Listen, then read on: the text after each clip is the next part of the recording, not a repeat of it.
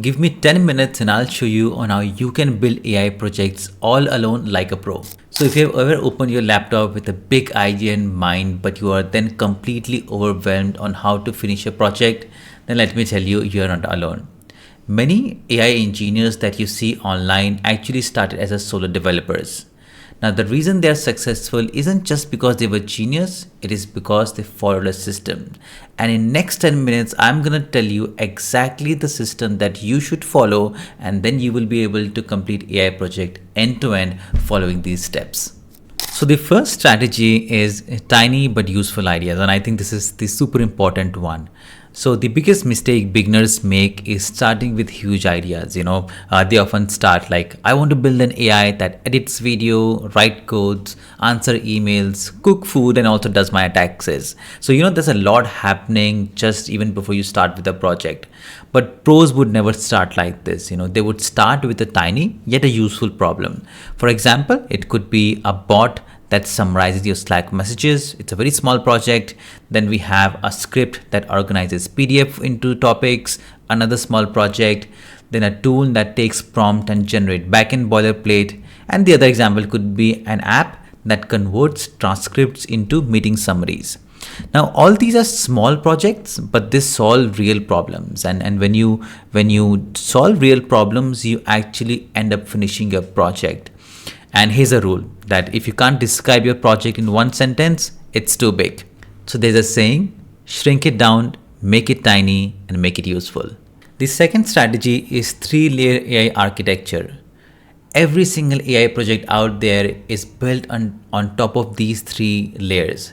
And once you understand these 3-layer AI architecture, building any AI projects is gonna be 10 times more easier. The first layer is the interface layer, which means how the user interacts. Now it can be a web app, it can be a CLI, it can be a Telegram bot, or it can even be a Chrome extension. You just have to try to keep it simple as much as possible. It can be just one page with 1 or 2 buttons. That is more than enough. That covers actually the interface.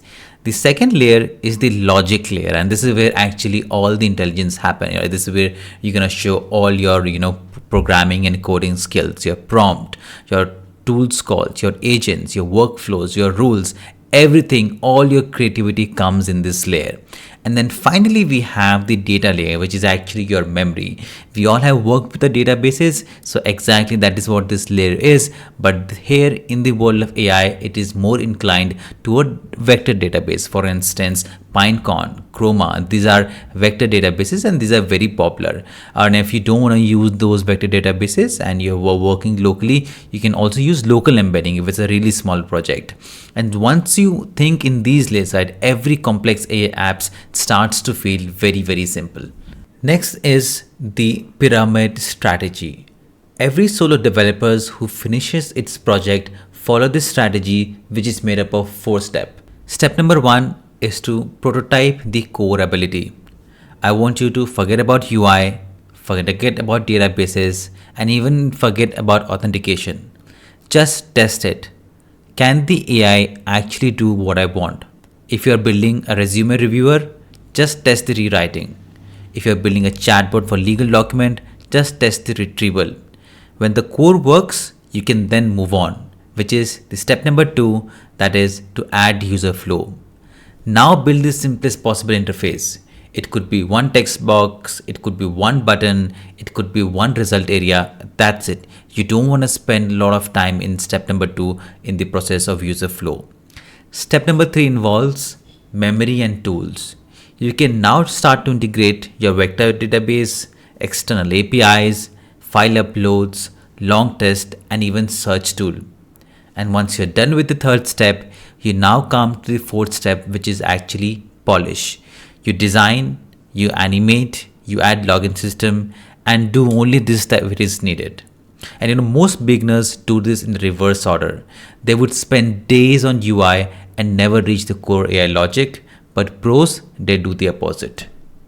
The 4th strategy is the solo builder toolbox. Now, if you're working alone, you want to save as much time as possible by using a lot of tools. So some of the popular tools that you should definitely consider using is the first one is the AI coding assistant, right? They're Cursor, Windsurf, and Copilot. And these tools turn you into a 3-person engineering team, right? They can help you write boilerplate code, debug, and also help you iterate insanely very fast.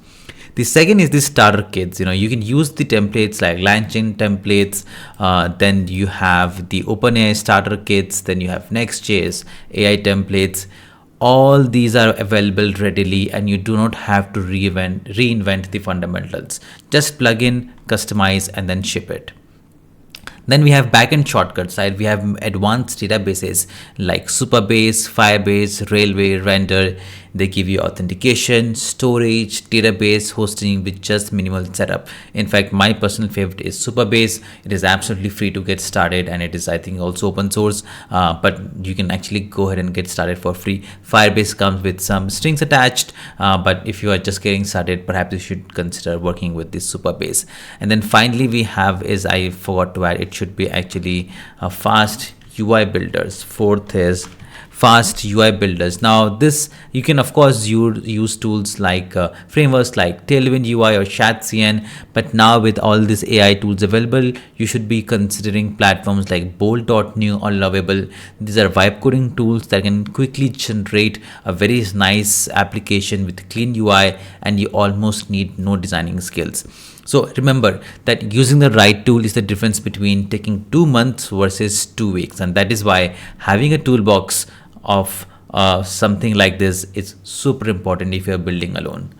The fifth strategy is to evaluate the quality of your AI like a pro.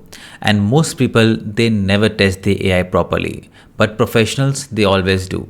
So here are 3 tests that you should definitely consider. The first one is the accuracy. Does the AI output make sense? Is it correct? Is it consistent? This test is top priority, and you should always do it at first. Then comes the test 2, which is about edge cases. Give it a weird input, right? Give it an empty inputs, give it broken inputs, and give it random text. If your AI breaks easily, users will hate it. So you now know on what are the different kinds of inputs you need to work on. And then finally is the stress test. What happens when you give it a huge input? It could be like a 20-page PDF, a messy transcript, a long JSON file. If your model still performs well, your project is ready. And that is why evaluating your AI is super important. And you could do it with just these simple steps: accuracy, edge cases, and stress test. The sixth one is showcasing. Building project is half job done, but showcasing is the other half. I want you to go ahead and write the best README MD file when you push your code to GitHub.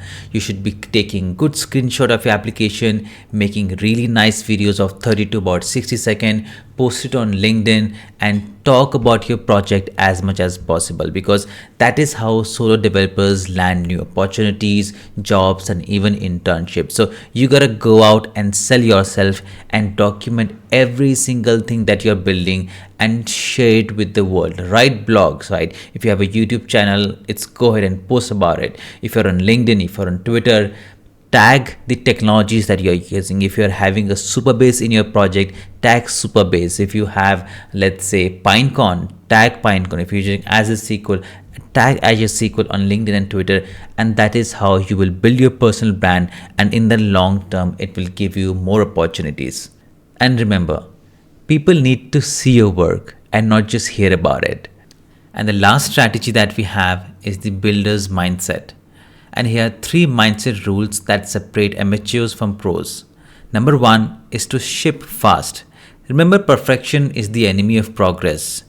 Your version 1 should feel slightly embarrassing. You don't have to aim for a very best UI, a fully functional application. It can be a scrappy project, but you want to ship fast and let the world know that you are building a project. That's rule number 1. Rule number 2 is to build a project with consistency. And if you can build one project every single month, that would be great, because now in 6 months you'll have 6 projects. That's a portfolio that get you interviews, new jobs and new opportunities. And the rule number 3 is you have to build for yourself. Your best projects will be the ones that solves your own daily problems. If it helps you, it's going to help somebody else too.